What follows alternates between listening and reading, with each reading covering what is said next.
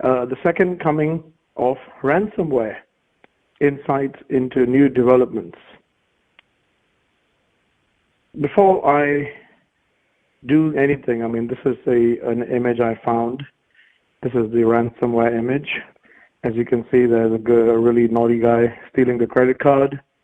Obviously, ransomware is all about giving your money to the wrong people. But before, I do want to highlight this. This is if you have a moment, do take a look at this particular webinar also. This was done when Petya, notPetya, or Goldeneye, and there was a lot of detail on that also. But moving on, I normally like to do something called alternative titles. So this is where I just present one or two alternative titles. The official title is the second coming of ransomware. Some of them can get really funny, and this one was another one that came up, not another ransomware. I'm sure you read about it in the news. That is where this came from. Then the headless chicken. Basically, when there's a ransomware, the media is running around and people are running around like headless chickens going, are we infected? Or if they are infected, they don't know what to do.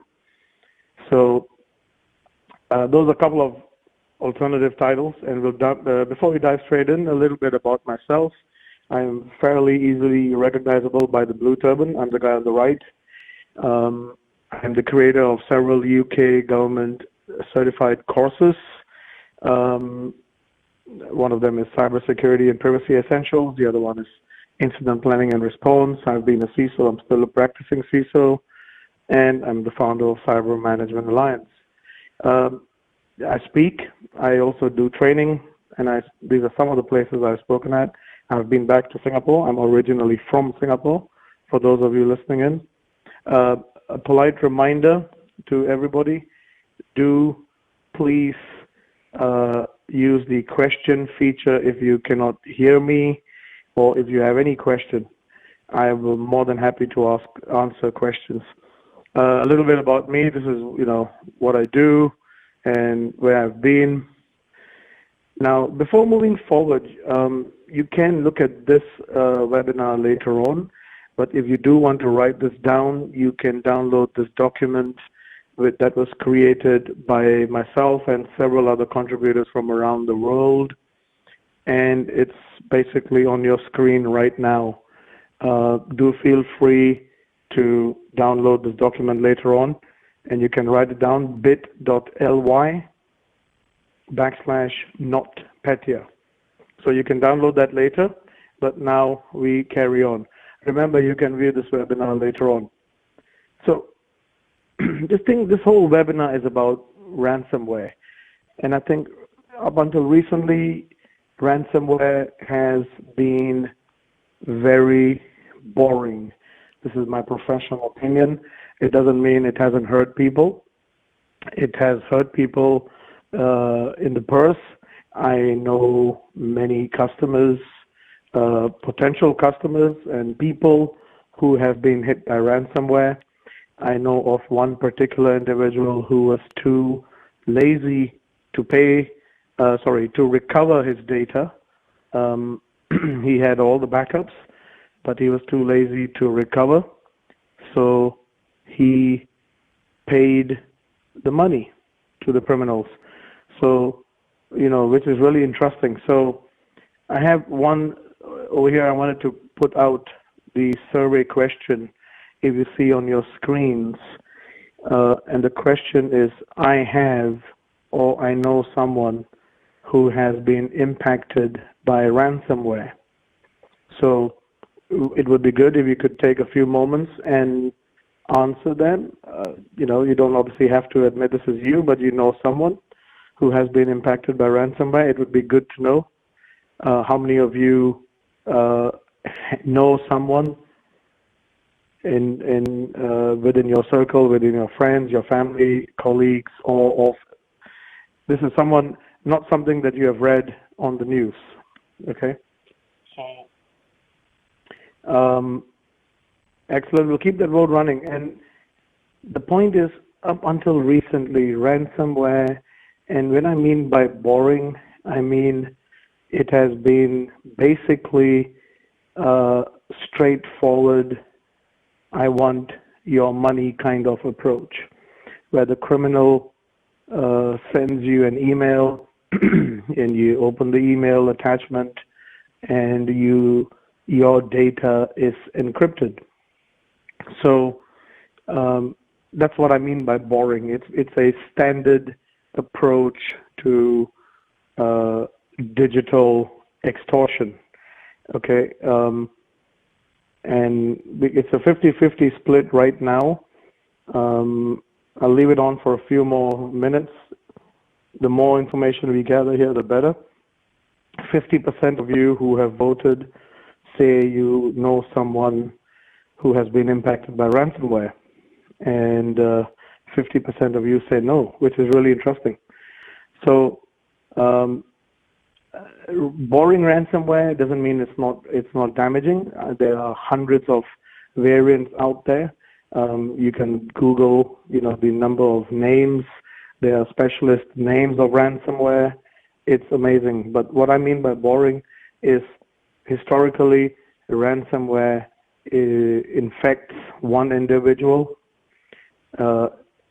denies data to that individual, and asks for money. Okay? So that is what I mean by traditional ransomware, boring ransomware. So where we are going is what we are discussing here. And I want to share some insights into what is happening. And for those who know me, I've been quoted by the BBC. I'm a pragmatic, paranoid individual. I'm not only paranoid, I'm pragmatic paranoid. And what I mean by that is what is happening now and what is happening in the near future about ransomware is quite worrying. But there are many things you can do. We will discuss that later. But I want to share with you what is happening now and what is going to happen in the near future about with ransomware. Basically, traditional criminal gangs who were using hardware, who were doing drugs, they're still doing drugs maybe, but traditional criminal gangs that made billions and billions of dollars with arms, with drugs, are now actively moving towards ransomware. There is plenty of evidence for this. I'm not going to bore you with statistics. If you want to reach out to me, I can share some evidence. And the evidence, many other organizations globally are talking about it also, the law enforcement agencies. Just for your information, I'm going to be doing another webinar on this particular topic next month with someone from the U.S. government who is going to be sharing some information. So please do keep an eye out. So something to keep in mind is what criminal gangs who were doing traditional crime are now basically all running like sheep. That's the photo you have on your screen there, right? They are running like sheep. They're all running towards ransomware. Why? Does anyone want to take a guess? Please feel free to use the question feature to chat with me. And before we do that, we still have a 50 split. 52% of people who have voted know someone who has been impacted by ransomware. I'm going to count to 10 and then I'm going to stop the voting because we have a few more questions. 10, 9, 8, right? A few more seconds, and I'm going to stop this, and then we'll put out another question for the audience. Remember to please make this interactive. If you have any questions, feel free to ask. The next question for the audience: if I was hit by ransomware, I would pay the ransom. especially if it was affordable. Okay, question for the audience again. If you, it reads as, if I was hit by ransomware, I would pay the ransom, especially if it was affordable. So it's a difficult question, I know, but then there is no right answer, and I think there is a right answer in my opinion, but some of you would say there is no right answer. So let's have everyone please give their opinion. This is really interesting. And but coming back to what is happening right now, criminal gangs, if I quickly move back one slide, who are using traditional crime are now moving towards ransomware and online crime.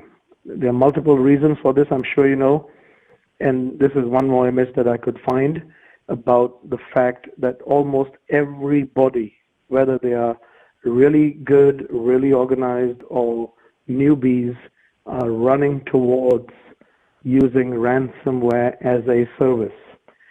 Hopefully all of you have heard of cloud as a service, infrastructure as a service, but basically ransomware as a service is now pretty much established, and it is going to become more common. It is already fairly common, but it is becoming more common, and it is becoming, I'm going to share some images with you, some information with you about how sophisticated ransomware as a service is becoming.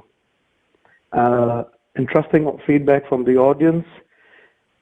5% would say would pay, especially if it was affordable.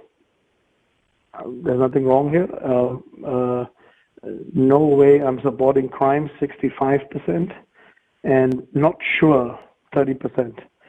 My personal opinion, if I had all my backups, which hopefully I do most of the time, I would not pay.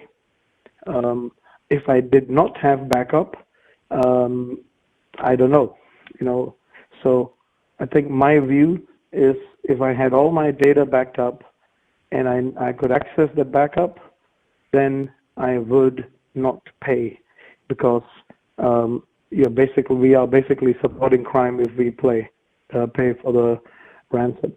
It's interesting. 9% now out of the people who are voting would pay. So that's gone up a little, and not sure is 27%. So this is interesting feedback for everyone, and do keep this in mind. It's not about if, it's about when. And many people ask me, Amar, will you ever be hit by ransomware? I put my hands up and say, you know what? I cannot say never. So I do urge each one of you to have some kind of scenario planning, not only for your business, but for your personal life. Your phones, I'm not going to mention any brand, but some brands are more easy to ransom than the others. So I urge each one of you listening in to plan for the worst case scenario. If you do have all your data backed up, and I have a question that's come in, what about data in the cloud? It's a very good question, but please take this as a guarantee. Normally there is no guarantee, but a very affirmative response that any data that is connected to the internet is most likely going to be able to be encrypted by the ransomware. So to put it simply, if you have backup in the cloud, it is not 100% safe. It is very likely that the cyber criminal will be also able to deny you access to your cloud data. Okay, I hope that answers the question. So offline data, and we'll come to that. So I'm going to read. I'm going to stop the voting in a few more seconds. Some very interesting response here. 9% of you who have voted say they would pay the ransom, especially if it was affordable. 63% say they're never going to support crime, and 27% say they are not sure. Some interesting figures there. Okay, that's one more question for you before we move on. I have offline backups of my critical data that are not connected to the internet. So be honest here. I have offline backup, and for those of you listening in, offline backup means anything that is not connected to the internet. It could be a USB drive, but it should not be always connected to your laptop, for example. It must be in a desk, in a drawer, disk locked up, and only connected when you're backing it up. Me personally, I would say I have 2 additional backups. So that's a question for the audience, and we move forward. And basically, in a nutshell, crime, ransomware is becoming extremely profitable. About 2 years ago, one gang is reported to have made about $200 million from ransomware. Everyone, please listen to this figure again. That's $200 million. I urge you not to change your job. It's still a criminal activity to make ransomware, but the amount of money involved in ransomware is staggering, and it's only going one way. Basically, it's going up. As more and more of us are using everything digital, everything connected, as more and more digital currency is coming in, which is difficult or impossible to trace, ransomware is only going to go one way. Ransomware attacks are going to go up. Why am I a bit worried, and why you should be worried also, is basically what I'm going to share. Ransomware as a service is becoming extremely professional. And not only is it becoming professional ransomware as a service, what I'm going to show you in the next few slides is that the service is becoming extremely service-friendly, if I may, customer-friendly service. So any one of you today could go online, and I urge you not to do that, but any one of us could go online and order a ransomware. And it would be delivered to you as a service. We will discuss some of the scenarios that are happening in this particular approach. And basically, it's delivered to your door, or your customers, or your friends, or anybody you want. And you take some commission out of it, or you pay right out for the ransomware being delivered to you as a service. And this is why the game is changing, folks. And what you're going to see in the next few slides is basically, hopefully it brings home the reality that ransomware is not necessarily going to remain stupid ransomware. It's going to start becoming more and more intelligent. It's going to start becoming more and more damaging. And to prevent and prepare, everyone needs to accept these facts and get a bit more smart about it. Okay? Yes, backups are very important, but there's much more you need to do. Now, something I want to bring up over here. This is something very important. The authors behind Cerber, or Kerber, which different people pronounce it differently. It's one of the many prominent ransomware family, if I may. Okay? The developers, the people who have written this software, release updates on average 8.4 days. Please let that sink in for a few seconds.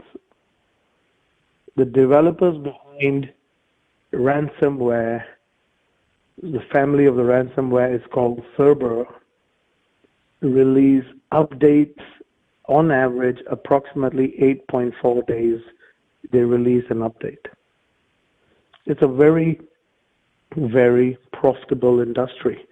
I don't know of any major software developer that releases updates.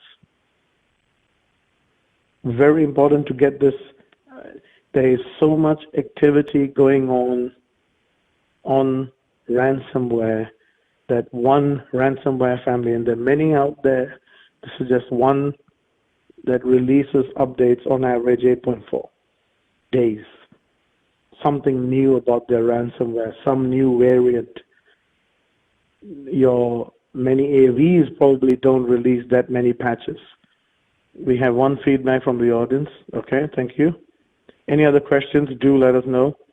I have offline backups, so I'm just going to look at the survey results. I have offline backups of my critical data that are not connected to the internet.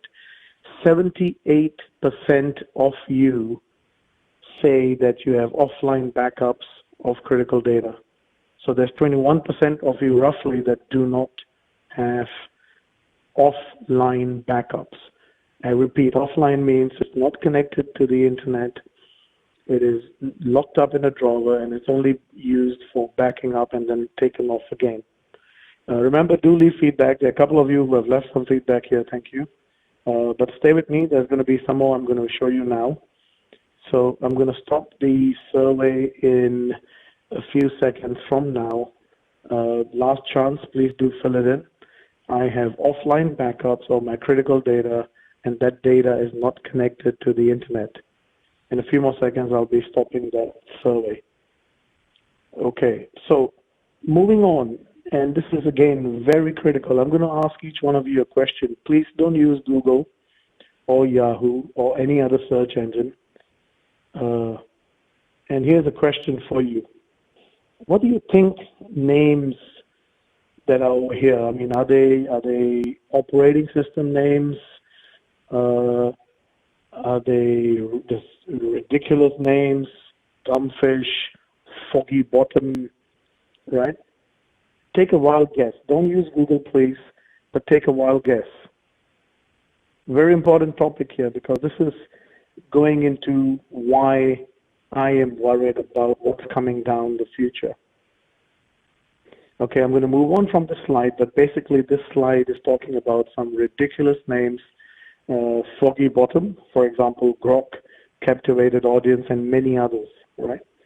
And these are names of malware, ransomware, family types of malware that the good old security agencies have been using. Now, why is this important? Normally, this would never be out in the public, but I'm sure all of you, okay, there's a question from the audience. Ransomware. Yes, thank you. The name of malware and ransomware. Yes. Okay, thank you for that. So yeah, why is this important? Because this is the security agency, the NSA, had a major test of some of the most advanced software that they have produced and or used, right? So please listen to this again very carefully. The NSA some time ago had a major theft of a lot of their most advanced software that they have used to do whatever they have to do. Okay, whatever a security agency does. They're probably listening in now. Hello there. But you see what I mean, okay? And it's very important to understand that software was stolen and then either sold or made public, okay? I'm sure, how many of you, hopefully all of you have heard about WannaCry, WANNACRY, okay?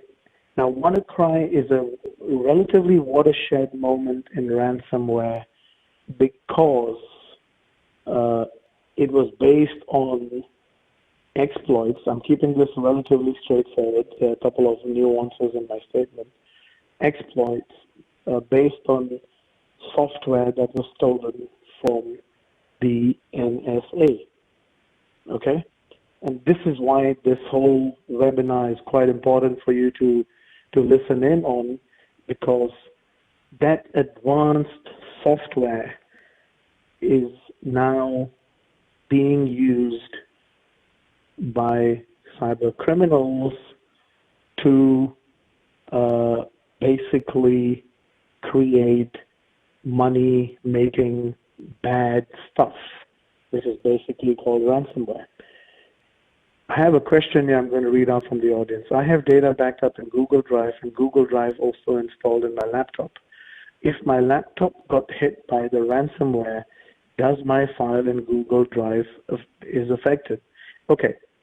To keep this simple, anything that you have connected, whether it's Dropbox or Google, can be infected, maybe by ransomware. Google files themselves may not currently be infected, but that may change in the future. So the simple principle is, if anything is connected to an infected machine, it could be also affected. Remember, and Google or Dropbox, they themselves could be hit by a ransomware. So yes, the cloud is very good. I myself use Google and other services, but remember, a pure offline backup is definitely a strategy to make sure that in the worst case scenario, you have something that you can fall back to. It's something very important. Ransomware is getting smarter. Why?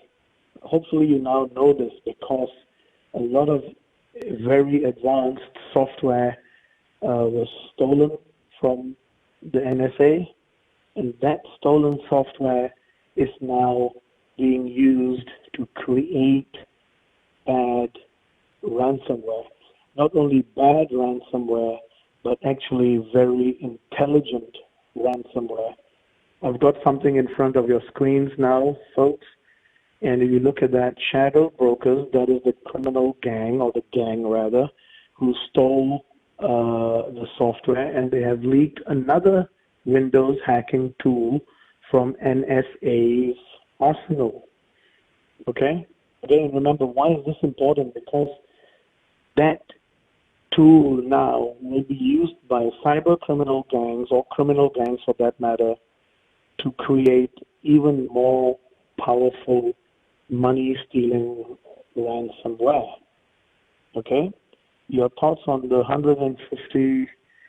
Okay, I'm coming to that. Sorry, there's another question.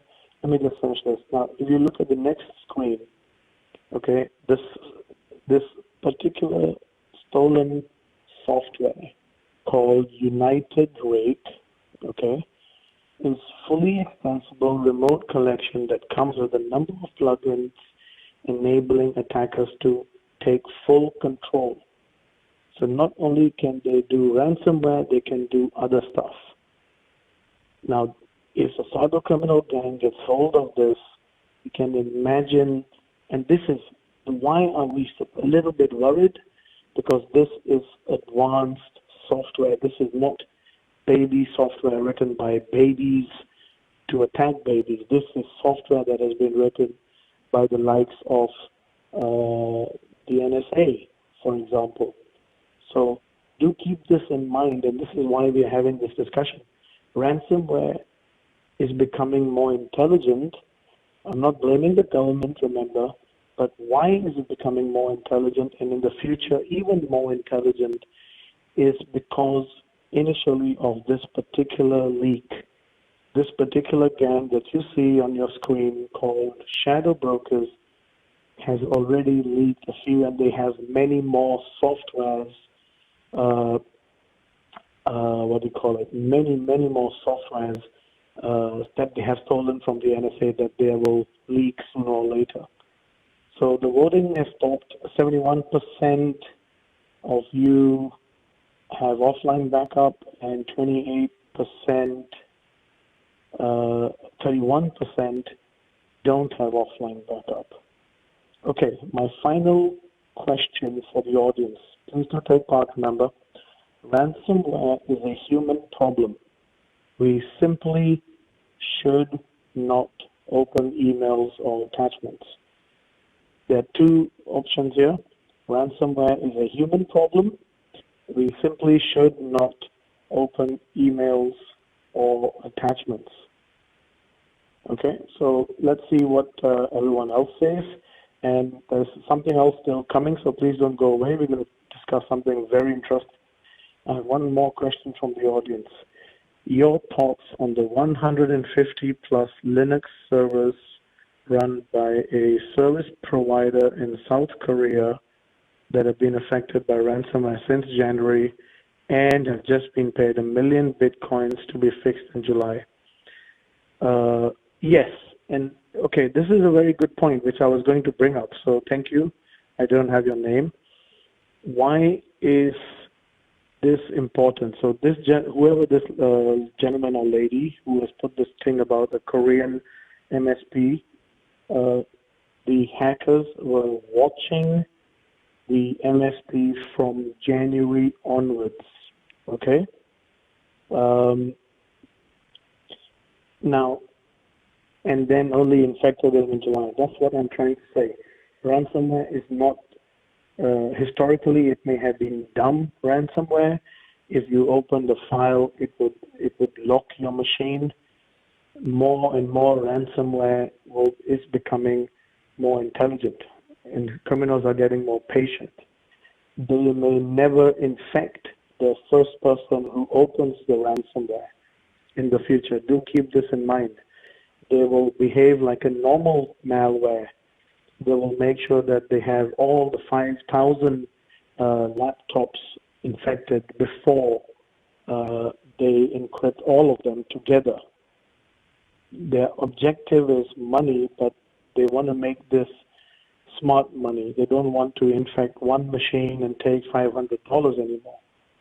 And with the shadow brokers leaks from the NSA, a lot of this is now possible for the normal criminal gang, if that makes any sense. Okay, humans are the major issue, but tech does not have a key role. I will come to that. Give me a second. The current poll is unfortunately worded. Humans are the major issue, but tech does have a key role to perform. Okay, let me look at the audience vote again. Technology has a key role to play in protecting against ransomware. Humans are the biggest. Okay, I apologize. You're right.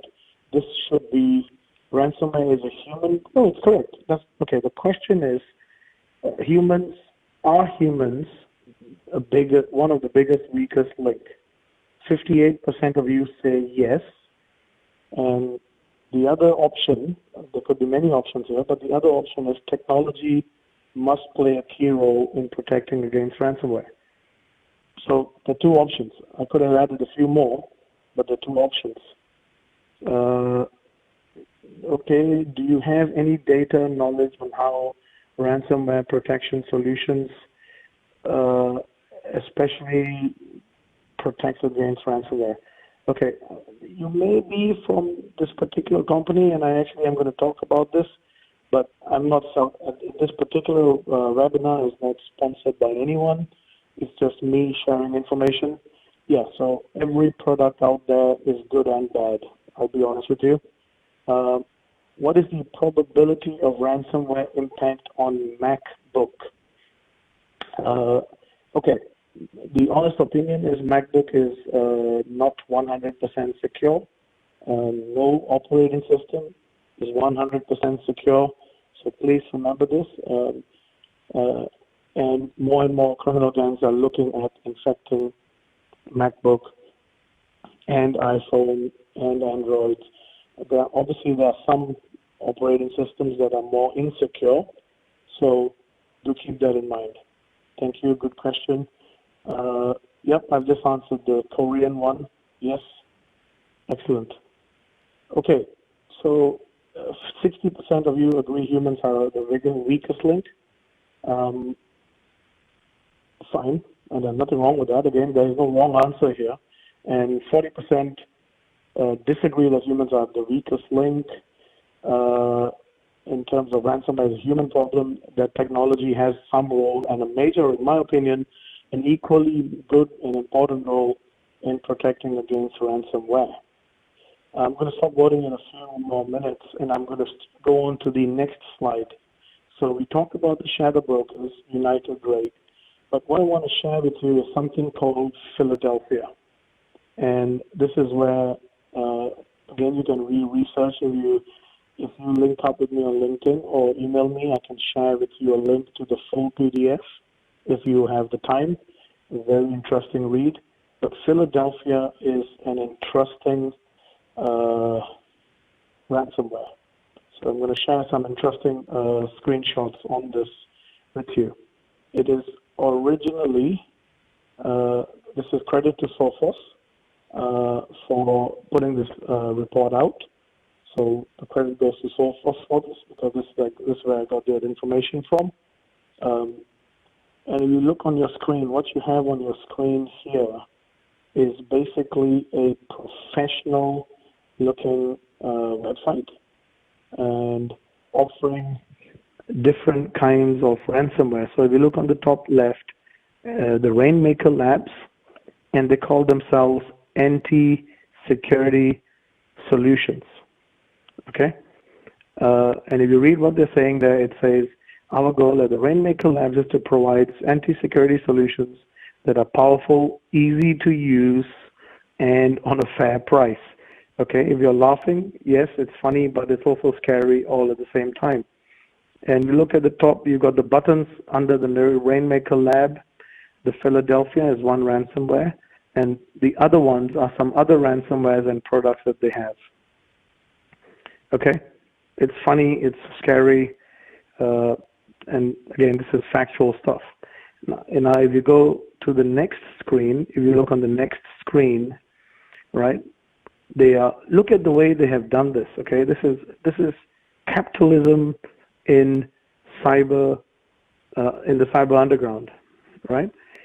And this is where they're talking about Philadelphia, and they are quoting a legitimate website that says that this product is very dangerous, and they're saying an advanced ransomware does not have to be complicated nor expensive.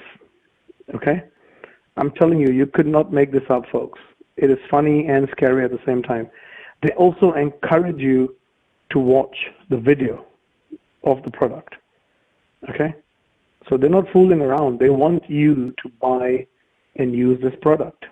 Okay, they have contact. You can contact them for support. You can buy right now. You can submit bugs. Yeah. Okay. It's beyond funny, to be honest with you. And then if you go to the next screen, which I'm showing you now, this is on the underground, on the deep dark web, and they have a discount. Updated bonus 20% off, limited offer. Philadelphia ransomware, the most advanced and customizable ever. Take a look at the video, Conquer Your Independence with Philadelphia ransomware, right? You could not make this up, folks. Innovates the ransomware market by presenting several features that makes it possible to manage blah, blah, blah. Okay? I mean, what can you say, right? So this is what I wanted to share with the audience here, and why, like I said, I'm a pragmatic person, but why it's worrying is ransomware as a service, and this is just one. There are many out there. There is one similar service available right now that is trying to compete with Philadelphia, and it is offering free decryption. So if you get infected by it, you can decrypt the first 5 MB for free, the 5 megabytes, the first 5 megabytes for free, because they want to show that they're professional. Okay, if you're laughing, I'm laughing, trust me, it's funny and scary at the same time. So it's a very competitive market, there's a lot of money involved, and like I said, the criminals are trying to show how good they are. WannaCry, Petya, the code in there is, the best way to put it is top-notch code. Okay, for those of you who are in programming, it is unbelievable code written in there. Obviously, it's stolen from the NSA, but the additional coding in there. So keep this in mind when you're having discussions with your management and when you're looking at protecting and preparing your organization. No longer is ransomware going to be boring, as we were discussing when we started. It's not boring. It's getting very intelligent, and the criminals are getting very money-minded and very capitalist about this. They will make sure their tools are updated. They will make sure that you cannot easily decrypt once you're infected, and they will go for mass disruption. If they can mass disrupt your business, you may pay. Remember, mass disruption, intelligent mass disruption. Okay, so keep this in mind. 52% say humans are the weakest link. 47% say that technology must play a key role. Excuse me. I'm going to stop the voting now. Thank you. So we had some interesting votes. Here's something else, right? So this is something I wanted to share with you. If NATO, when the Petya thing came out, NATO comments were, it could be a potential act of war. So this stuff is serious. Remember, the NSA leak has unleashed, the NSA theft rather, has unleashed a very, very powerful arsenal of code that is going to stay with us for several years. And WannaCry, Petya are just the beginning. And in Petya, no one really cared about the side effects of Petya. It was targeted at a certain country, but no one bothered about the side effects. Something to keep in mind. Okay, so I'm not going to take too much more of your time. The plan of action, there are many other things over here. Some of the things I recommend is, if possible, as a business, stop using macros, especially from external sources. Macros remain one of the best ways to deliver even advanced ransomware or malware. The usual culprits, I'm sure you agree, are finance departments. They have to open a file with a macro. It's their job. Human resources department, if you send them a Word document, they have to open it. Make it a policy. Use technology and policy to say anyone receiving a file with a macro from outside of your organization, you know, maybe it's best you don't open it. Okay, update. Where possible, please update your software. If Apple, Android, Windows, if your application company issues an update, I know I've worked in large organizations and small. Sometimes it's not easy to update, but that's why a lot of cyber criminals succeed because software has not been updated. Use technology. Again, yes, when educating employees is very important, but we are humans. And as I said before, and I say openly, you and I and any other security professional could fall for an attempt of malware or ransomware. Air gap your backups. Take offline backups, not Google Drive, not Dropbox, not Trezor IT, not anything else, not OneDrive. Take the most important backups offline into a separate hard disk, USB, and lock it up. Maybe update every month, every 6 months, depending on what your tolerance is. And I've said update again there, because update, patching, some people call it patching, some people call it update your software. Update your software, full stop. Okay. Application whitelisting. There is not much time to talk about it technically, but basically talk to your technical people if you are not technical and ask them if you can implement application whitelisting. Most modern softwares, including whatever product is out there, most modern antivirus softwares allow some kind of application whitelisting. If you're doing phishing, I highly encourage you to do phishing exercises. Try to use adaptive phishing, and what that means is make it harder. Don't keep using the same phishing exercise every time. Humans are creatures of habit. If you keep sending the same phishing email every time, people are going to ignore it. Use cloud, okay? And this is to prevent malware in the cloud.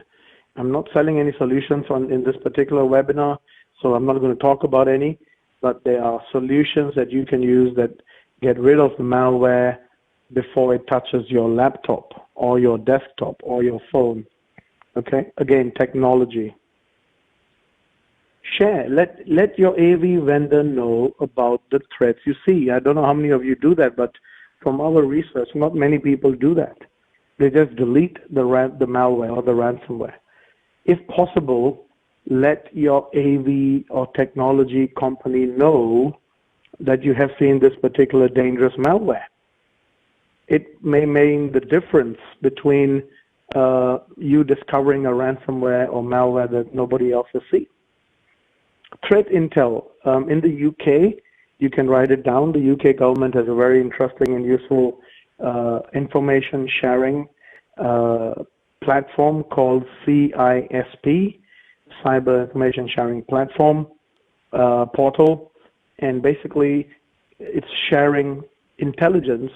And the simplest way I can explain it is, if I see an email with a malware, I will send all my contacts WhatsApp, for example, saying, hey, beware of this email address and this file. Okay? So talk to your technology vendor, talk to your technical guys, and try to look at free open source intelligence and or paid threat intelligence feeds. They can mean the difference in infection and not infection. We have a question. Okay, do you think cyber insurance is an additional risk management tool that used to mitigate financial threat of ransomware? Okay, I actually deal with a lot of insurance people, and I'm not going to say no to your answer, but insurance in the near future and maybe now also, but I know they're moving towards a model of trying to determine how many controls you had to ensure protection, but also were you prepared in response? Okay, this is a very good question. Do you think cyber insurance is an additional risk management tool you should use to mitigate the financial threat of ransomware? Most insurance may pay out right now. And I've got many stories I can go on and about it. However, in the future and in the near future and in the future, not only is insurance looking for whether you are protected, but also how you are prepared to respond. Okay? And this is another key thing. Prepare your business.